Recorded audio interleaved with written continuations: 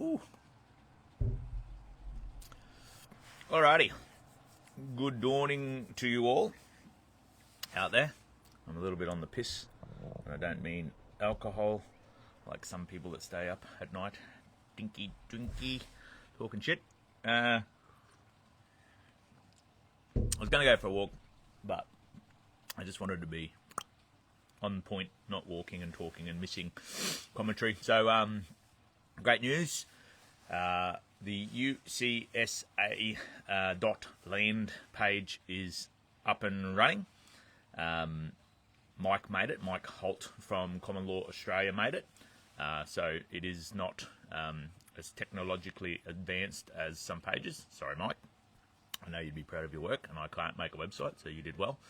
But just bear with it if it, with the volumes that we're seeing sort of start to push into it as we start getting the information out there, then obviously it was playing up a little bit yesterday.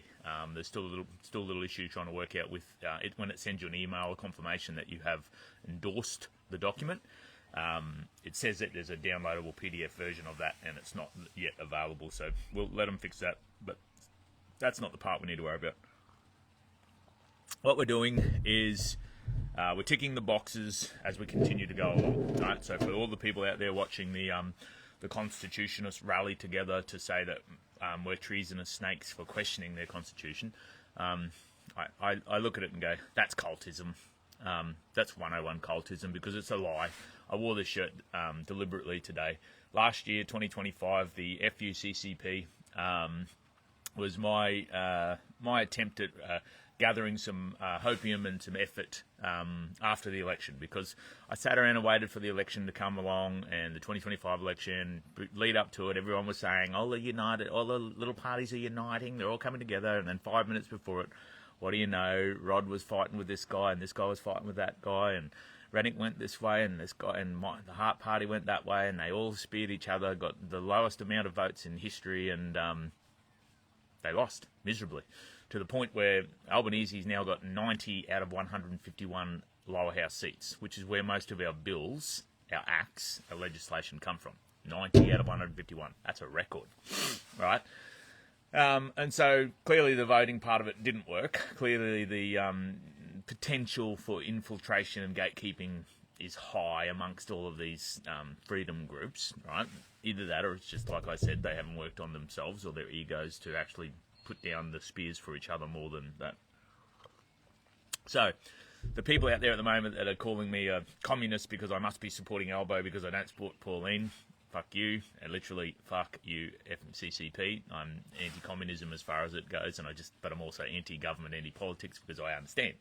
I understand because I've read a fuckload of documents of the history of what we've been doing in the High Court, over 1,000 pages just in the last month. And I get it. So, but last year, my intent was to rally the people after the election, the miserable failure, because they all lost hope in anything. And I'm like, okay, here I am. I'm over here. I've been waiting for you to realise that. I realised it. I didn't partake. I didn't go there and strike my name off in my capital letters and write no candidates or whatever, because voting isn't compulsory. Attendance is. So I knew that the trick was to get you to go there under some form and tick your name that you are complying, but then write some scribbly shit on the paper. To me, it means you've done the part where you comply, because if voting was compulsory, you'd have to get it right. Attendance is compulsory. Now, Section 245 of the 1918 Commonwealth Electoral Act says voting is compulsory, but it's actually attendance that's compulsory. Because if you attend and draw a penis on the paperwork, you get nothing. You get no. It's an informal vote, goes nowhere, doesn't get counted. So I had already learnt that. I stopped and was like, no, I'm not going to take part at all. When they sent me the fine for it, the fine for not partaking in my democratic right, I simply sent back a letter and said, under Section 245, where it says it's mandatory, it also says that there's an evidentiary list of the people that didn't attend a polling booth in my electorate. Could you please provide that evidence with me before I contract with you? Because there's a lot of voting going on, and I can't be sure whether that day I did or I didn't, or I posted postal. Sorry for me, silly me, I'm not part of it. They sent back a letter saying that is not a good enough excuse not to vote, and I'm like, sent back a letter and said, I didn't say I didn't vote. I asked you for the evidence where my name was not struck off on a list. and I never heard anything more from it. Long time now, gone. They stopped messaging me. Maybe they will in the future, but I didn't comply, I didn't attend, I didn't strike my name off as the capital version of myself, and I didn't pay the fine. And I didn't give them one of the corrupt answers inside of it to say, I had COVID, or I'm religious, or something. I don't play their game. I play the real game, which is contracts, agreements, compliance. So the election went 2025, and on the other side of it, I was working part-time, and I'm like, you know what, we need to do something. We need to rally up the people, because I heard that it was the 125th anniversary of the Constitution. Now, I don't believe in paperwork. Never have. Don't give a shit what time in history you tell me there's a famous piece of paperwork that's out there. It has only been after the fact that the people have come together, they've had enough, and they've come after the fact the paperwork is written. The people have to come together and overthrow the tyranny for the paperwork to be written. 1215 Magna Carta came after the Lords and Noblemen's armies defeated the King's armies. The Declaration of Independence came after the Civil War of the people throwing out the British and the slavery in America. Yep. Treaty of Versailles came after World War One. You know, these documents that everybody talks about being so powerful have no more power than the ink that I have into my skin, because they are after the fact. You know how to drive when you go to get your license. You've done all your training, you've done all your learning, you've answered all your questions, you're ready to drive for your test. After you've done the test, you get the piece of paper that says that you can drive. Didn't make you drive. It just appointed you legally able to do something. That's the Eureka Stockade. Before the Eureka Stockade, which is the birthplace sort of democracy and unionism to a degree, a lot of people had to die, and a lot of people had to get thrown in jail, and then a lot of people had to show up finally to say, we're not happy with this, and overthrew the government's ability to lock them all up and give them for treason, right? So we talk about the Eureka Stockade, and we talk about the mighty blue flag with the Southern Cross star on it, but it's just a reminder, a representative reminder of what happened when the people finally came together. So last year when I did the FUCCP, I wanted to make sure that there was as many things that we could have a look at as possible, because my entire journey in this way, as a public presenter of information to you that might be inconvenient at times, might come across as arrogant because I'm confident, might come across as egotistical because you've got to have thick skin to be able to present this information, particularly when you don't know anything like I didn't, and I still don't know enough, but I know enough to hold a debate with the people that tell you to sit still and do nothing, except support them with a coffee or fund their court challenges, right? And so I organised on my own, on my phone, a rally from Cairns to Canberra, and we called it the FUCCP, because I like funny names that say, fuck you, CCP, but it said the Freedom Unites Cairns to Canberra Parade. Here is my evidence. I wanted to make sure everybody said, after the election, that now you realise that you are losing ground. Now you realise that most of these freedom groups are corrupted or so egotistical they will never stand together, that the change needs to start with you. So on that rally, on my way down, thousands of people attended. Low volume. I don't know why it would be low volume. Turn it up. Thousands of people attended, and along the way, like hundreds of cars took part along the way, and everybody said, oh, all of the fence sitters that tell you the best players are always found in the grandstand said, oh, what a dumb thing, oh, how stupid, and I'm like, cool, that doesn't matter. Dr. Beverly Peers at the time was trying to raise $60,000 to go to the High Court under Section 109 of the Constitution. Again, like I said, I'm not a constitutionalist, but I'm there to test everything publicly so that the people can eventually see that we're going to have to come together on all matters of corruption and fraud for us to really show that we're serious about taking back our country. Because at the moment, there's a small faction that say 1215 Magna Carta, Section 50, unlawful rebellion, you know. And I'm like, it's never been recognised in common law of English courts. It's not recognised in anything Australian law or Australian common court. So you can say fancy things all you like, but it won't be enough to unite the people. Then people were saying that it's the Constitution. I'm like, okay, well, it's the 125th year anniversary. Let's go to Canberra and celebrate that. Even though we've seen the holes in it, but I'd partake, right, because I'm playing with it. Jackie Dundee at the time wanted to do this whatever that document was that she called it last year. She wanted to get signatures on that, so I reached out to her and said, "Hey, listen, I'm organising a rally. It needs some things for people to do, for the normal people to do, because they won't be all able to partake in the rally. Would you like that to be promoted in there as well? I'm trying to raise money for Dr. Beverly, who she had been helping with the court case." No worries. Doesn't mean anything to me. I don't get paid. I took 4 months off work. I get paid a lot of money. I took 4 months off work during that time. Don't have any. I'm trying to get a loan for a new home at the moment if I have to leave this one. And they're like, "You didn't have 4 months salary last year." And I'm like, "Oh yeah, but I was being a good Australian out here, so surely that will give me a credit rating because I'm a good Australian." No, it doesn't. It makes you look like a fucking idiot on paper. But that's okay. I'm not whinging. I did that on my own bat. I had a lot of help. Don't get me wrong. In the background, as I started to set up the stopping points, we had a lot of help. We had some help from My Place people, and we had a lot of help from TASA people all the way down. Some wonderful people in the TASA movements, right? Now, TASA doesn't believe in constitution. TASA doesn't believe in colonial federal, the way in which we took this country, and nor does the Mabo High Court ruling. Okay, so they know that the doctrine of discovery was horseshit. They know that the usurping of this land from the Indigenous custodians was not lawful, although they claim it legal. But it has been shown in court that they understand that, the courts understand that, but they're like, it's a little bit too late to go back.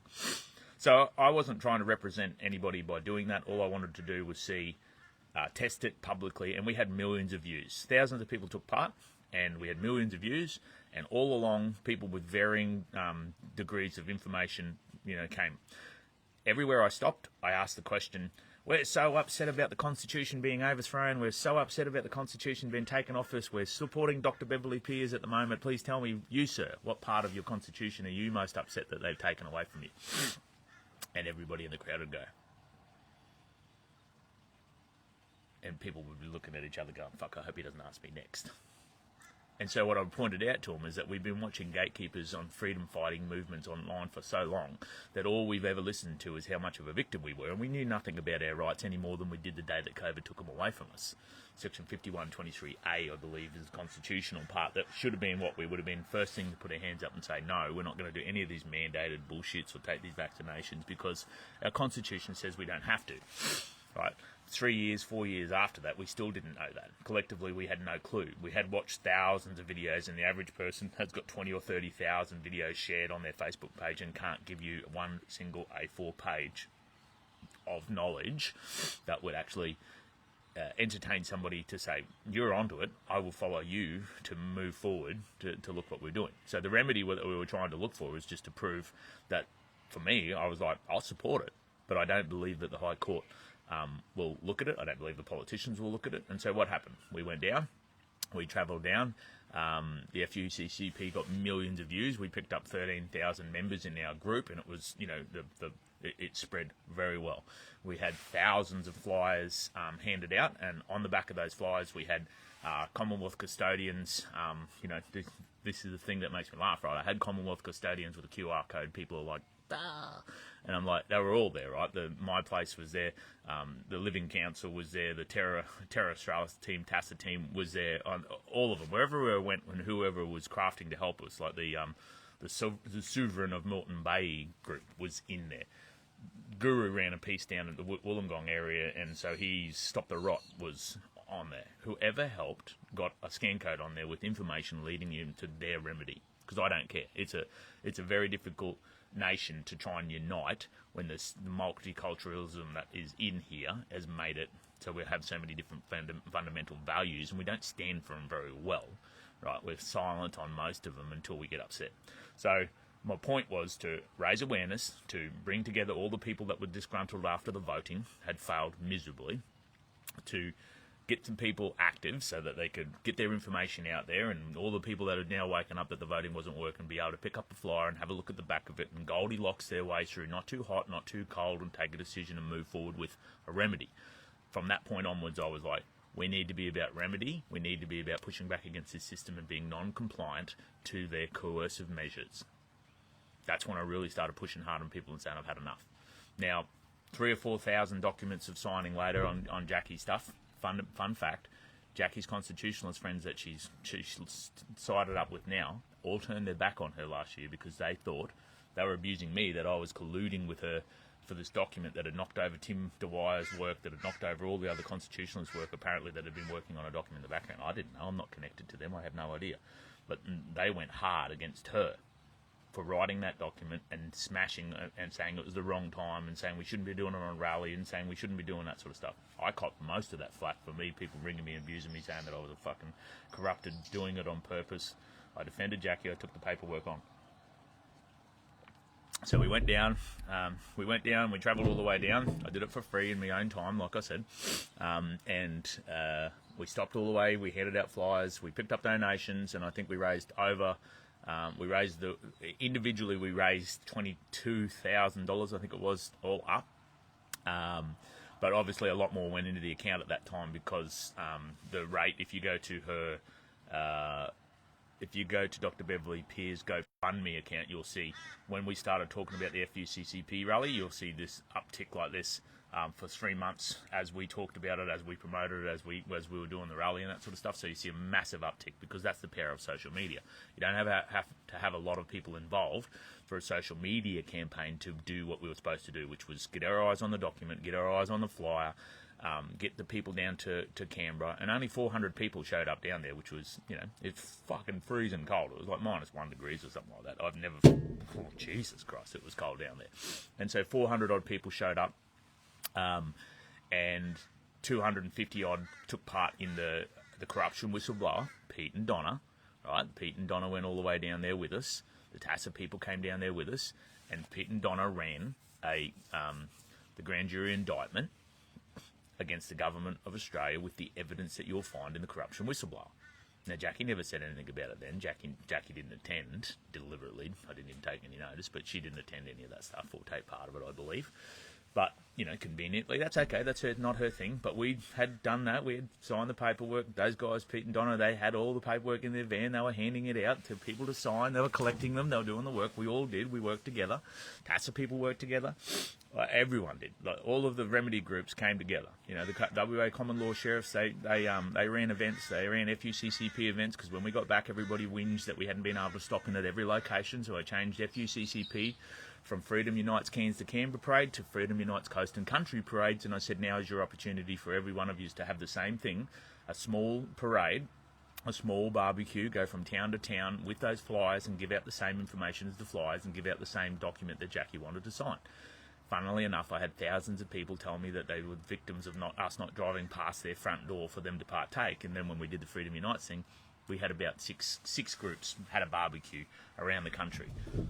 Three were still TASA groups that have nothing to do with Constitution, that have nothing to do with the Crown work, right?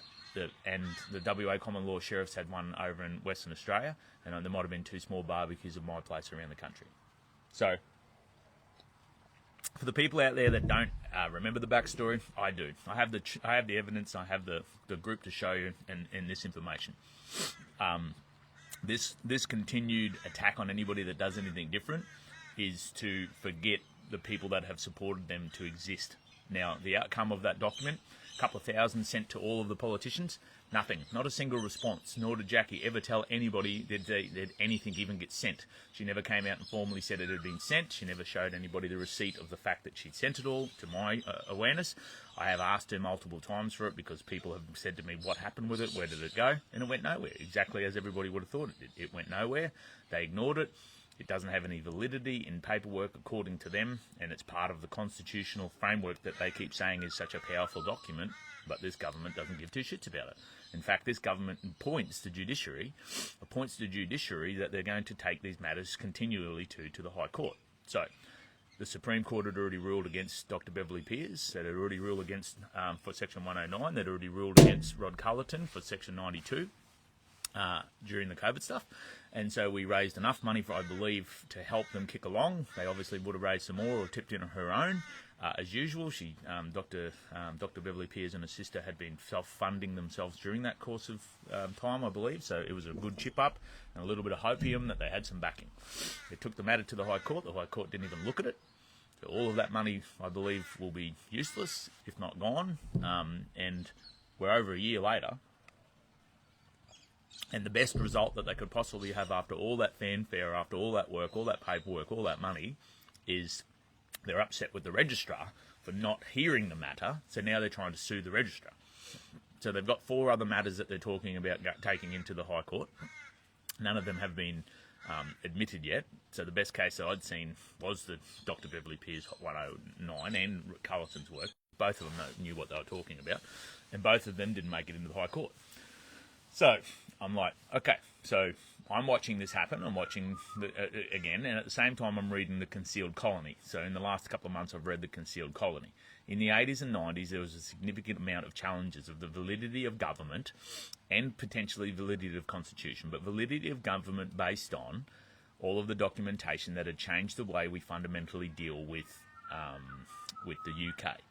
Okay, so everybody understands and agrees that we are separate from the UK now, except for the fact that they still have prerogative power, they still have an overarching covering clauses, and that our constitution is still just an act of a UK constitutional act.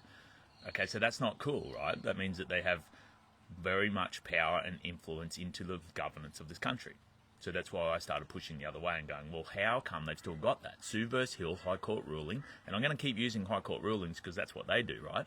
Because they want to say that we are conspiracy theorists or influencers, and I'm like, well, no, actually, most of what I've learnt is learnt from you, and I've just got a better memory than you, so I'm going to keep going back to what you taught me. Sue versus Hill, High Court ruling, said that the United Kingdom, and therefore the monarch, is a foreign power. So under Section 44, that parliamentarian that had been elected couldn't sit in Parliament because they were a dual citizen and the British government was a foreign power. Now, they use that as a weapon out there when they're telling everybody that it's a foreign power, and I'm like, cool, the UK's a foreign power.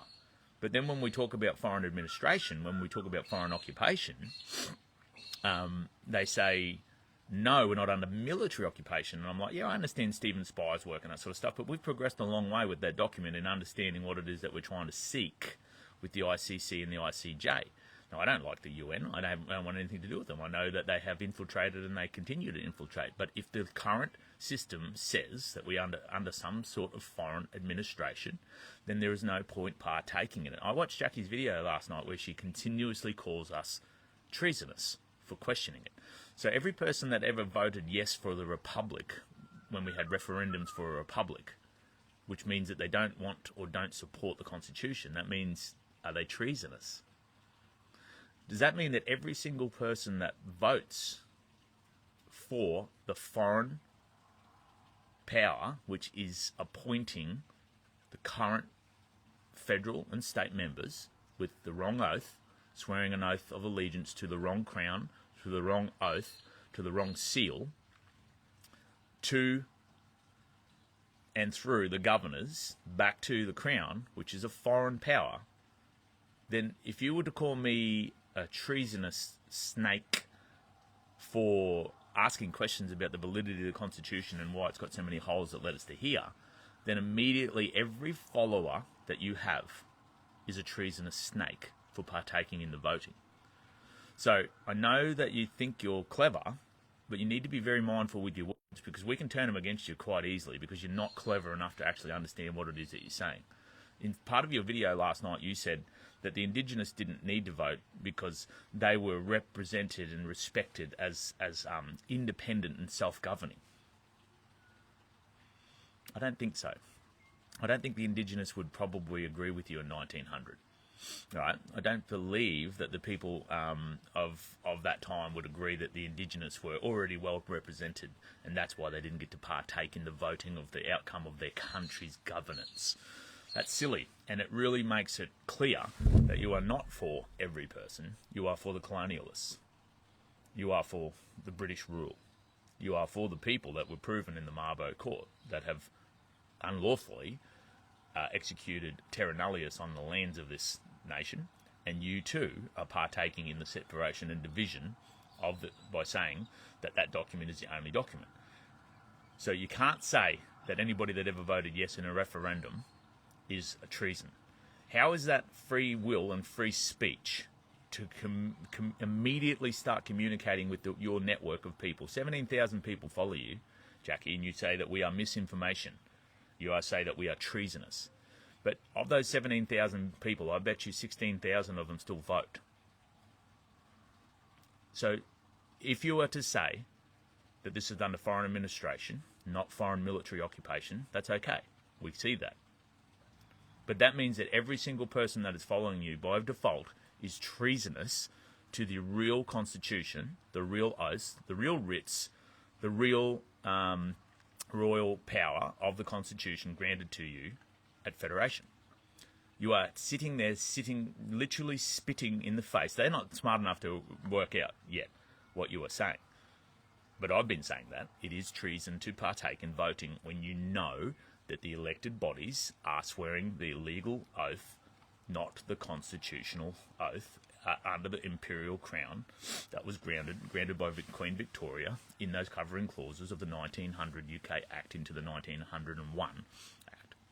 Now, you have finer detail inside of that, but what you don't understand is that we need to come together collectively as people, and while ever you continue to say we are treasonous for simply having our own opinion, which is backed up by the documentation that we have got that you won't read, we've offered to, multiple times, have offered to sit down and have a group discussion, have a debate about this back and forth, but instead we have to do individual pieces and play ping pong back and forth for the kids to try and work out whether mum's right or dad's right. I care not. I'm focused on what we are doing and moving forward, right? You are not. You are focused on crushing our work. And you know why I can say that? Because there are people inside of that group who have been sending letters to the police. Letters to the police about Pete and Donna personally that partook in the reason for them getting raided, for all of their equipment being taken off them, including their van, which put this process back by 2 weeks. You say we have to have evidence? We have evidence. We have the emails from people in your group that have emailed the police about what we are doing as treasonous snakes by questioning your beloved Constitution. Now, I think that the Constitution is a con, and I think that prostitution sounds more likely to be something that I would support. Because with prostitution, which is the same word, but we're pro for it, prostitution, you know you're about to be fucked, but you get to agree on how much money you get paid for being fucked. So prostitution is not so bad. Constitution has led us to the point here where we go and do the work and we're not quite sure how much money we're going to have left after multiple people take a turn at fucking us. So from here forward, I'm going to support prostitution, not constitution, because if you can tell me it is the greatest powerful document in the land and we should all bend the knee to it, then tell me how it failed so miserably to end up where we are. Tell me how the entire parliamentary system, the entire judicial system, and the entire executive body of public servants swearing public oaths of office swear the wrong oath to the wrong crown under the wrong seal. Yeah, tell me how it failed so miserably, and tell me how Australians were so dumb as that you are the first people to pick up on this, in fact. Tell me how the concealed colony that proved over and over and over again that they know, that the judges know, the judicial system know, they acknowledge it all of the time in those documents of High Court rulings through the 80s and 90s and further on. They get it. They know that it's too big of a problem to go back, and they continue to allow the system for the sake of good governance or the sake of social cohesion. We weren't, and never did say that you needed to stop doing your David Walters petition of rights. We never did say stop going to the High Court, and though my opinion is it's a waste of time and money, we never said to stop doing it. We never said anything about not being a sovereign, not being a subject, and getting away from citizenship. We simply said that under foreign administration there is a book of rules internationally that need to be followed by the foreign administrator if they are occupying and therefore controlling your land. It is the next step in trying to get the people to come together and realise that we are not doing anything wrong necessarily except partaking in the voting for the treasonous people who have corrupted the Constitution to this new version.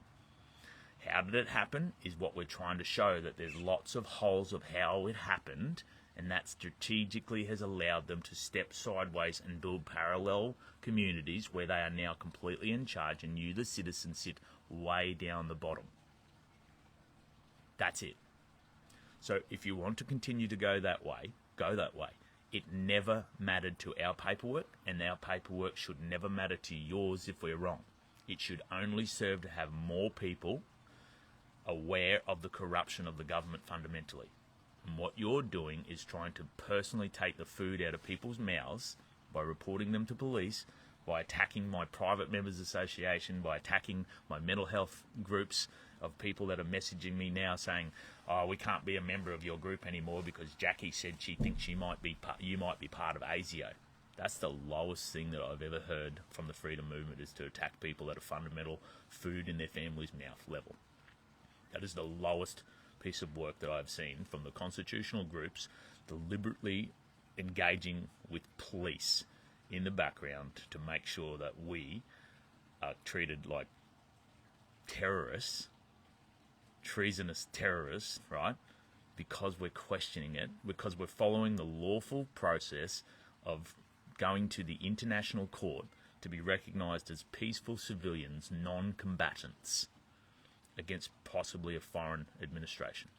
And they say it's not. And I'm like, how do we have a governor and a governor-general in this country that is appointed or allowed to, through covering clause number 2 of the UK Constitution, Constitution Act, allowed to have prerogative power of the Crown to appoint, through letters patent, the positions of Governor-General?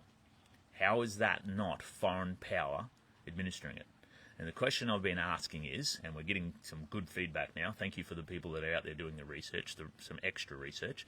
Not that Jackie's research hasn't been good, not that Daryl, can't think of Daryl's last name, the second guy behind Know Your Rights, not that their research hasn't been fantastic, right? But to say that Stephen Spear's work is an absolute load of shit shows you haven't read it.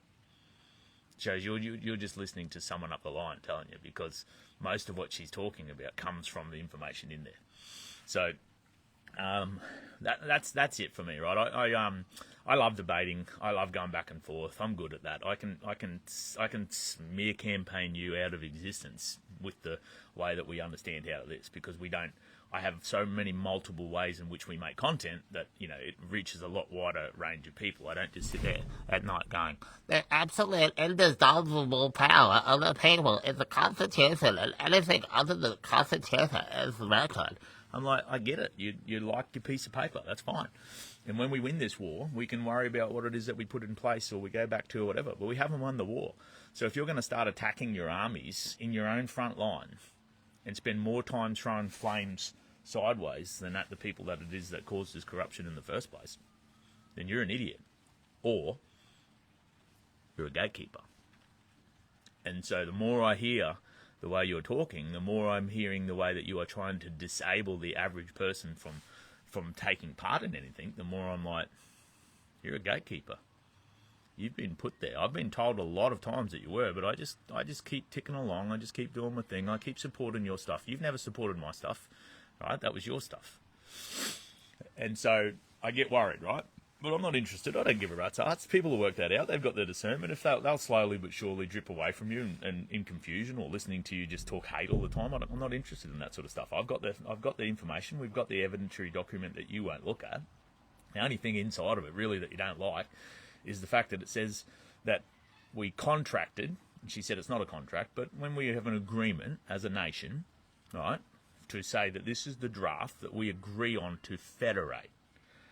When they change the draft, and then we don't get to re-look at it and say, did that align with the values of what we wanted moving forward for the people of the Commonwealth to give power to a government? If the power that was given to our government and the responsibilities of the Crown and the government to the people was changed in that draft, then we should know about those changes and we should have sat another vote.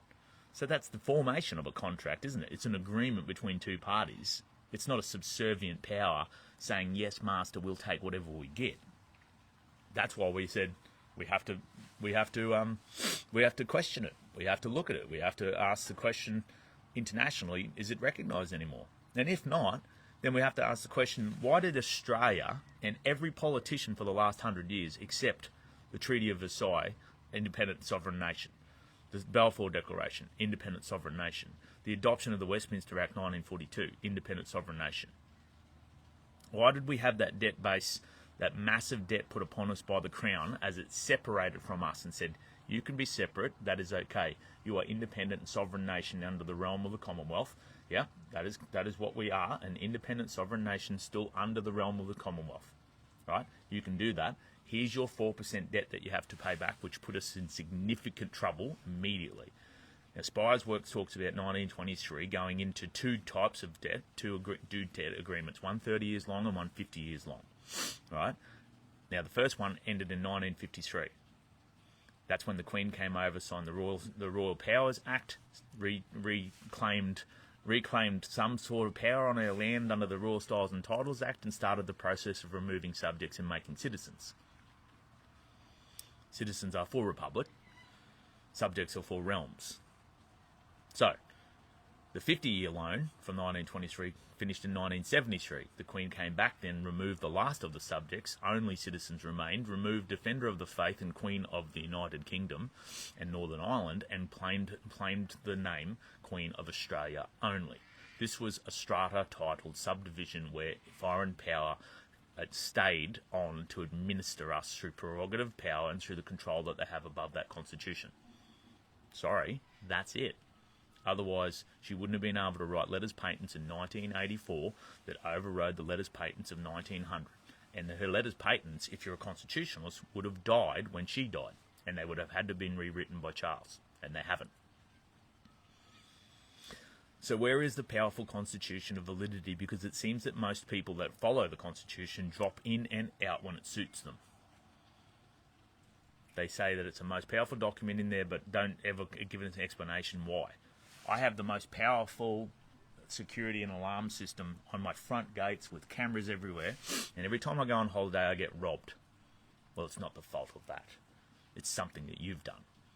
I'm like, what do you mean? It can't be the most powerful security system in the world if people continue to... It might be the second most powerful system in the world, but it's not the most powerful system in the world if it continues to get robbed under its custodian guardianship of my property.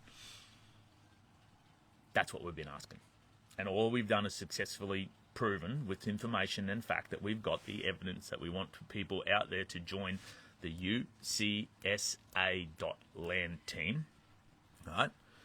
To go in there and you do not have to do anything other than read that document and see if it sits well with you. Now, if you are a sovereign, if you are Indigenous as a sovereign, if you believe that God's dominion under Genesis 1:28 grants you sovereignty, if you believe that you were gifted sovereignty by the Anzac through the Treaty of Versailles, then great. We'll explain that in a minute. If you believe you're a subject and you have done your David Walters petition of rights to put yourself back into subject status under the original Constitution and Crown, no problems. If you're a Commonwealth custodian and you are going back to standing in the old Parliament House under the de jure government, great. Subjects.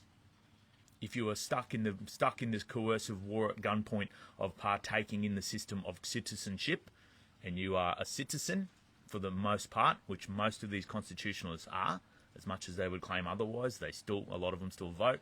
A lot of them, every one of them still use fiat currency, banking accounts, Medicare cards. All of the government socialist systems are still applied to them. So to say that they're not is silly. It's where the term sovereign citizen comes from. People who claim to be sovereign at the same time as using citizen tools, right? You have to fully rebut those things.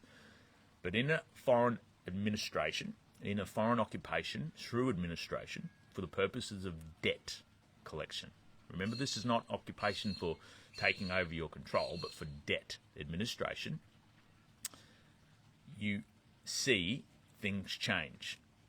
A sovereign of a land, a subject of a land, or a citizen of a land, as long as they are non-combatant, become civilians. But the problem is, whenever you partake in that occupation by flying a blue flag and voting for them, which means that you are party to them, you aren't under occupation, you are the occupier if you partake in all those systems. So are you the occupier or are you occupied is what we were trying to find out with the word civilian. because a non-combatant civilian testing international law to say, I'm waving a white flag, I live under my red land flag, I am coerced at gunpoint that if I don't partake in the system, I get fined. I am a Commonwealth-born national, right, by right, but my lands are getting sold off, my debt is running through the roof, my wages are taxed, I'm medically forced through mandates to take vaccination, therefore conscripted vaccinations.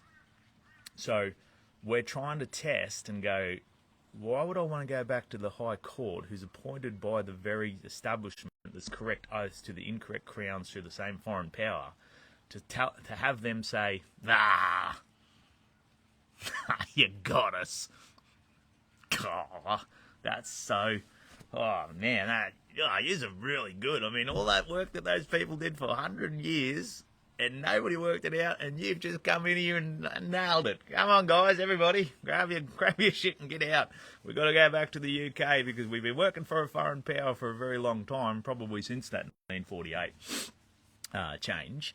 But there's a lot of explanations that are missing inside of it. So what I found was, I found a window, because I was asking about the emergency use authorisation. I was like, that gives them the executive power that doesn't necessarily need the approval or the oversight of your elected officials, right? That's how that worked. Chief Health Officer became almost like the highest person of power, making mandates and recommendations to the premiers. Yeah, remember? Because that's what the whole talk about Brett Sutton didn't give the power to Dan Andrews that he said he did. But that's where the power chain comes from. The executive is then now giving instruction to the Premier. The Premiers and the members are your representatives to oversee that paperwork, right? So what happened was that emergency use authorisation was in power, and they changed a lot of rules and they moved a lot of things around, and a lot of your rights were taken away. Even your privilege under the citizenship was taken away. And so I thought, there's something to be learnt there. So I kept digging, and what I found the National Precautions Act of 1939 was written and struck under Australia as an independent sovereign nation. Right? So as an independent sovereign nation, under the Constitution, that was still tied to the prerogative powers of the UK, fine, but let's just say that the Constitution's all good. What I found was that same emergency use authorisation type stuff had been weaponised against us in 1939, and at the end of the war in 1945, it stayed open, giving executive power with no oversight, no needed oversight from our legislative bodies, our MPs, for 7 years. 400 pieces of regulations without your MP's oversight. So we're in the archives at the moment digging for that. I need more people. I've got Queensland, I believe I've covered, New South Wales, maybe. I have not got Victoria covered. We've got Western Australia covered, we believe.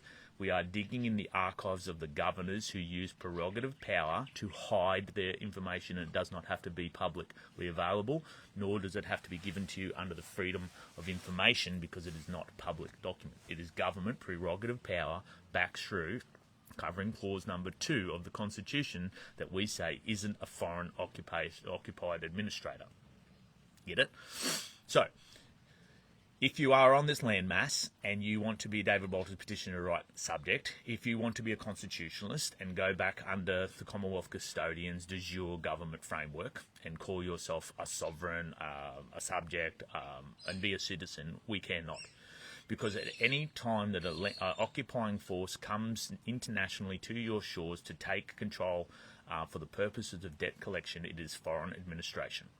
Now, if they do it after 1910, then you have to, through The Hague, tell the civilians that there is foreign power running your country. You have to tell the civilians under The Hague.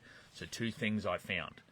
One, if they found the window in 1939 to 1952 to come back into our land, this is the foreign power, where it has never formally been recognised by change of referendum in our Constitution, right? To come back in and go, we're actually going to take back over now, administratively, there's no evidence in a constitutional level that we ever truly were independent or sovereign. We always remained a colony, a self-governing colony under a constitutional act.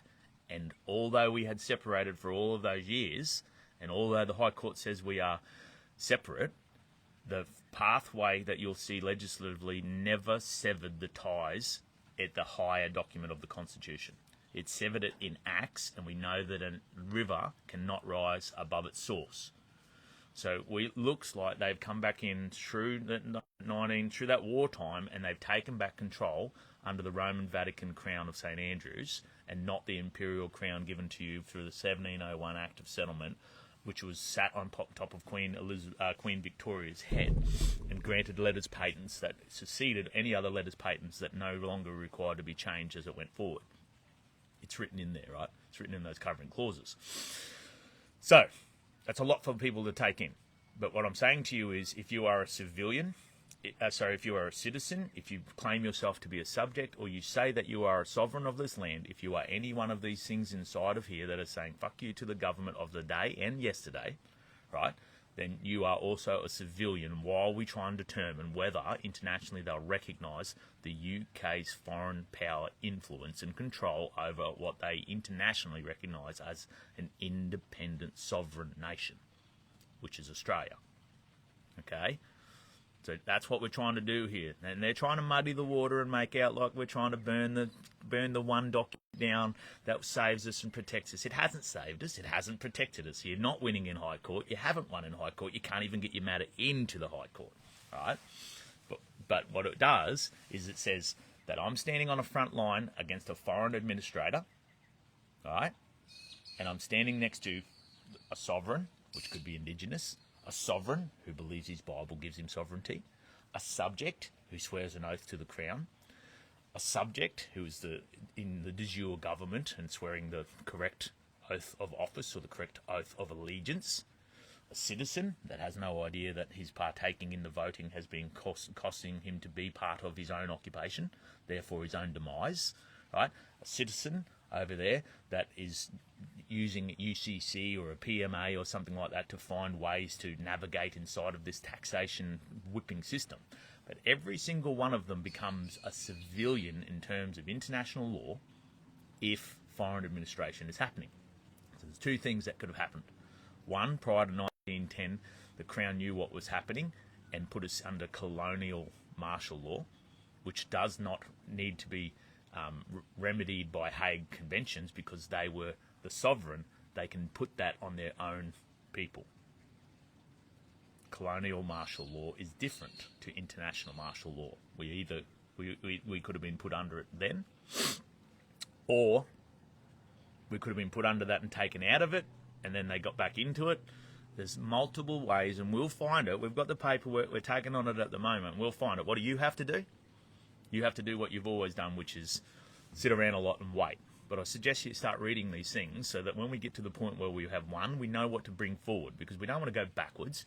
We don't want to go back to a document that 3 million people in the country, a lot of them were immigrants. A lot of them were immigrants, right? Only 600,000 people, I believe, took part in the vote. Said no twice, but 600,000 people took part in the vote, which is about 20%.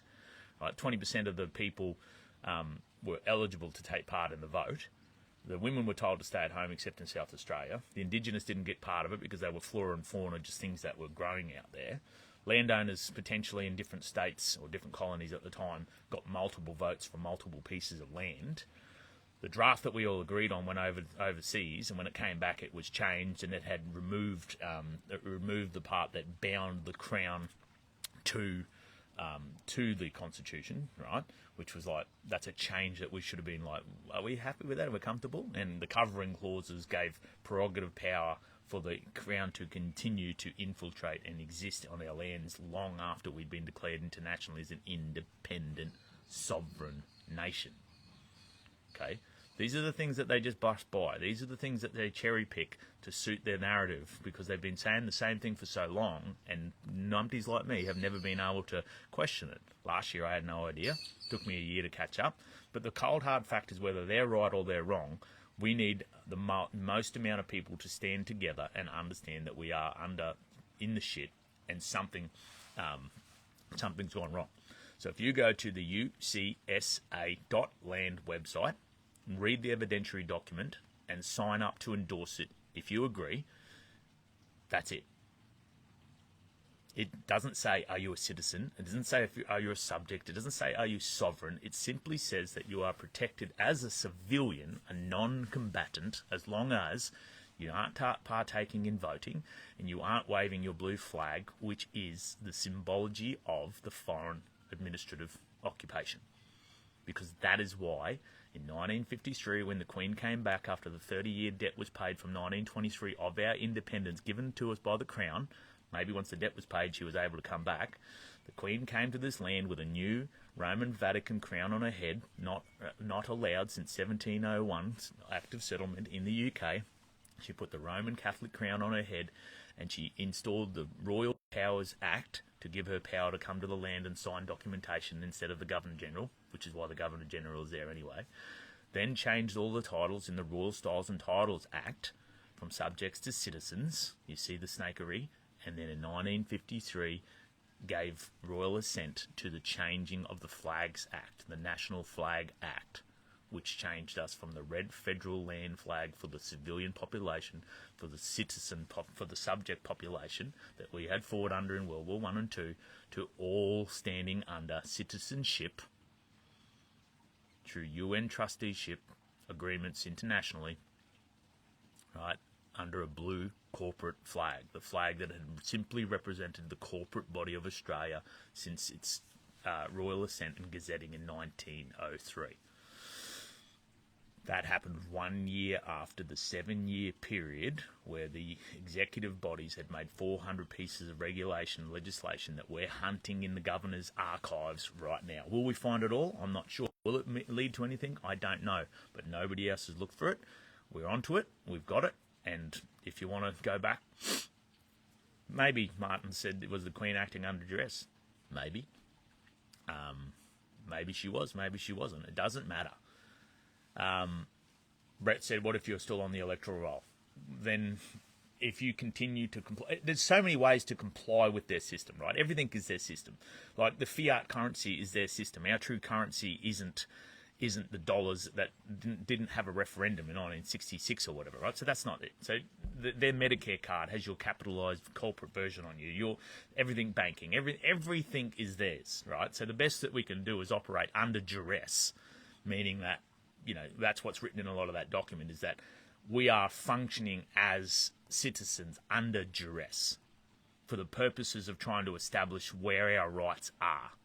Because if they were in this powerful document that we, the people of the Commonwealth, gave at Federation to make the Constitution real, we didn't write it. We didn't write the prerogative powers. We didn't write the articles above it. We didn't write the covering clauses. We didn't. It still sits as an act of the UK Act, which means that they could sever it tomorrow if they wanted to. Would it fall over? Who's the treasonous person? I didn't partake in voting in the election once I knew. I'm still on the electoral roll, I imagine, but I didn't partake anymore. If at best, I'm a non-combatant, peaceful civilian on the lands of Australia under duress and coercive force of a military exercise. And when she says that it's not a military exercise, we're like, what is Mr.? Mr. is a term given to us, is the lowest ranking in the Black's Law dictionaries, in the legal dictionaries, the lowest ranking military officer, Mr. When you pull up at the side of a Nazi checkpoint to show your papers that you aren't some dirty juice box, right? Then what is no different to today, where you are pulled up and you have to show your papers. Papers, please. You have to show your papers of your registration and your license, right? The point of identifying yourself militarily at a checkpoint with a policy officer is to say that you are part of the occupying administration, that you are consenting to that administration. That's why if you don't show them, they treat you like you are a potential combatant who's there to go against their military force, and they drag you out of your car and they lock you up and incarcerate you against your will until you show them that you are party of theirs with your documentation saying, sorry, I was just being silly calling myself a living man. Here's my bank account. Here's my Medicare card. I am one of you. I really am. So, two things to look at. The National Precautions Act, Executive Council minute meetings from 1939 to 1952, but more importantly from 1945 to 1952 after the war. All right, that's very important. 1945 to 1952, the governors and the executive councils of every state, under the Premier, through the prerogative power given to their governor by covering Clause 2 and 5 of the Constitution. Okay, that's where we find a lot of this stuff. That's what they did with the emergency use authorization through COVID, and it's what it looks like they've been doing to set up a pathway that led to all of the things that happened. 1945, the UN Charter. 1946, the International Monetary Fund Act, setting us up to be in debt to the International Monetary Fund, the IMF. Right, all of those things were happening then. The land grab in the Northern Territory. Right, the changing of the titles in 53 and then 73. Not a coincidence. Debt running out in 30 and 50. That's enough for you. Your brain will be popping. All we ask is to read the shortened version of the evidentiary document to understand that where we are and what we're trying to do. It does, if we're wrong, it does nothing to their beloved constitution. It only asks them questions of, is there a possibility the UK is using foreign administration to run our country against the will of the High Court, against the will of the international recognition of being an independent sovereign nation? Right? Or did they put us under colonial martial law prior to 1910, and we might have always been under that, which means that none of the acts and none of the paperwork and none of the legislation are bound to be real or recognised, because colonial martial law is completely different. Colonial martial law is completely different. So go and have to look after colonial martial law and have a look at that, because that won't require the Hague Convention martial law coming from the Lieber Convention. That won't require them to tell you that you are under occupation. Two things that are completely different to any of the works in the colonial, in the concealed colony, that isn't in any of Stephen Spear's work. It's not mentioned in Dick Yardley's work. And remind you that she's gone after Dick Yardley and Stephen Spears and the the concealed colony. She's gone after them 100%. Holy. And anybody that has dared question her has been blocked. I don't think I've been blocked yet, which is weird. She must want me to be able to see her stuff. Okay, so that's what the average person can do. I'm the average person. I don't have their 20 years experience. I've been using the paperwork that they taught me to use. I've been using the critical thinking that is required to get a different outcome and not continue to do exactly the same thing over and over, spending hundreds of thousands of dollars going to the court, right? And when challenged with real facts and real information, they won't sit down at the table, they won't have a debate, they won't even read it. In fact, they rang the police and started sicking the police onto certain people in this group to try and agitate them into it. And guess what? Fun fact. Those people had been living at a place for a year with a very good friend of theirs. Immediately after that, they received a letter to say, get out, because they were not party to the Constitution stuff anymore. I mean, that's where they're going. Pete and Donna were thrown out. Now, there might be a bigger story behind that. I'm not 100% sure, but I know that all the work that they're doing that at the same time. The police took their car, took all their laptops, took all their phones, and they're now starting to get it back, right? And nothing was found. No evidence, no charges, nothing. No ties to Desi Freeman that the media wanted to report, nothing.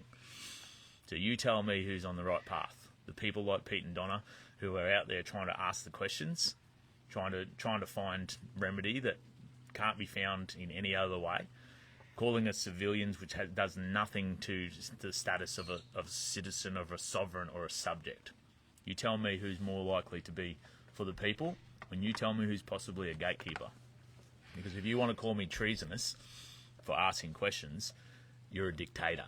And if you ever got in power and you silenced any person that would ask a question of you, you are exactly the toxic piece of shit that we're trying to exit from this country.